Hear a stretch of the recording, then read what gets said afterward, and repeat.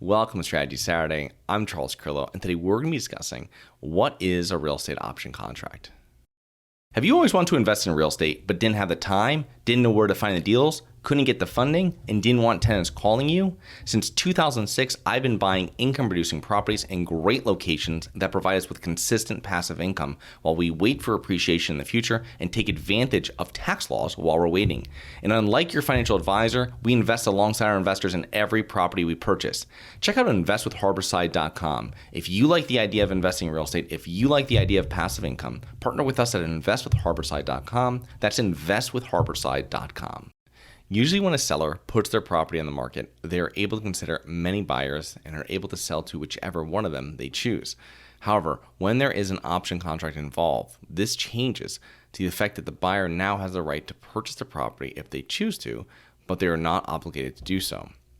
A real estate purchase option is a contract on a specific property that allows the buyer the exclusive right to buy the property. Once a buyer has the option to purchase a property, the seller is unable to sell the property to another party. The buyer pays for the option to purchase the property. The option normally includes a predetermined sale price and is valid for a specified time frame, usually 3 to 12 months. Now, the buyer does not need to purchase the property. However, the seller is obligated to sell the property to the option holder within the time frame set in the option contract. If the buyer does not purchase the property within the agreed upon time frame, the seller keeps the buyer's money that was paid for the option. So what are the advantages for the buyer? Well, a purchase option can be great for buyers that might not be ready yet to purchase the property. If you want to purchase a property lot and build a house, but you're still improving your credit or building a down payment for financing, the option will allow you to keep the lot available for a certain amount of time until your financial situation has improved. If you are an option holder on the lot, the property owner is unable to sell the property to another person during the term of the option. If you decide to purchase a lot during the term of the option, the landowner is required to sell you the lot at the predetermined price, even if the value has increased since the option was executed.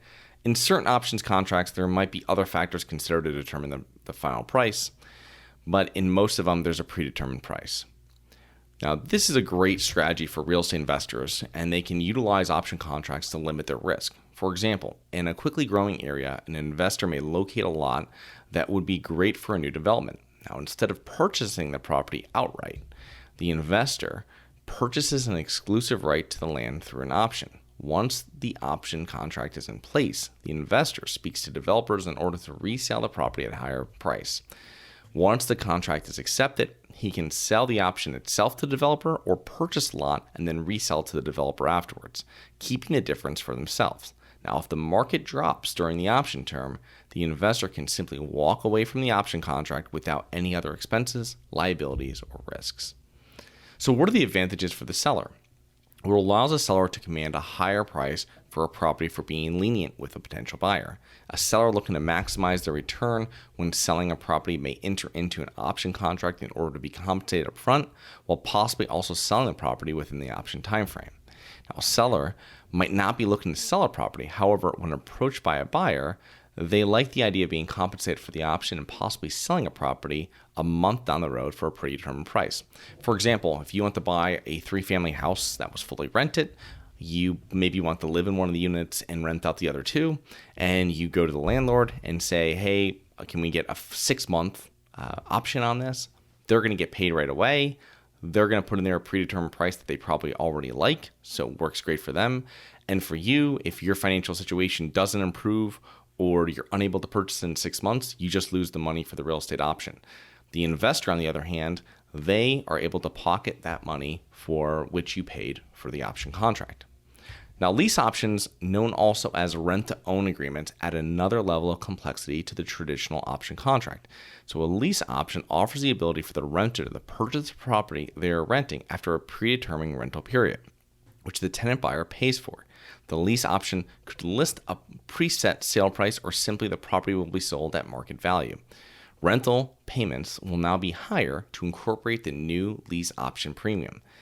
Now, the lease option premium may be applied to the future purchase. So the buyer-tenant risk loss of the lease option funds if they do not purchase the property. However, there are no additional risks or liabilities they are responsible for.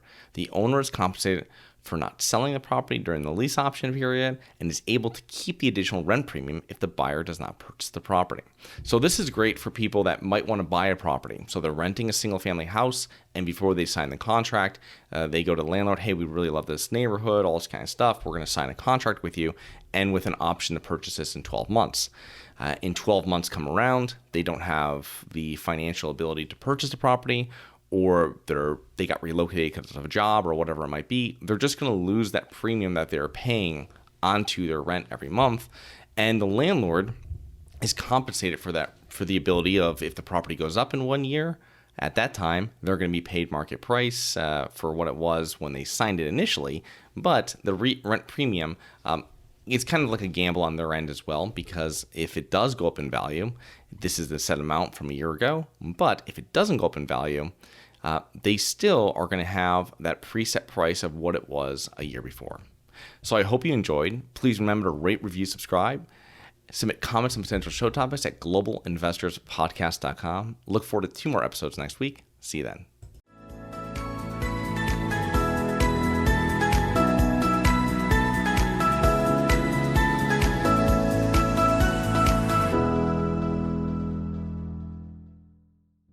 Nothing in this episode should be considered specific, personal, or professional advice. Any investment opportunities mentioned on this podcast are limited to accredited investors. Any investments will only be made with proper disclosure, subscription documentation, and are subject to all applicable laws. Please consult an appropriate tax, legal, real estate, financial, or business professional for individualized advice. Opinions of guests are their own. Information is not guaranteed. All investment strategies have the potential for profit or loss. The host is operating on behalf of Syndication Superstars, LLC exclusively.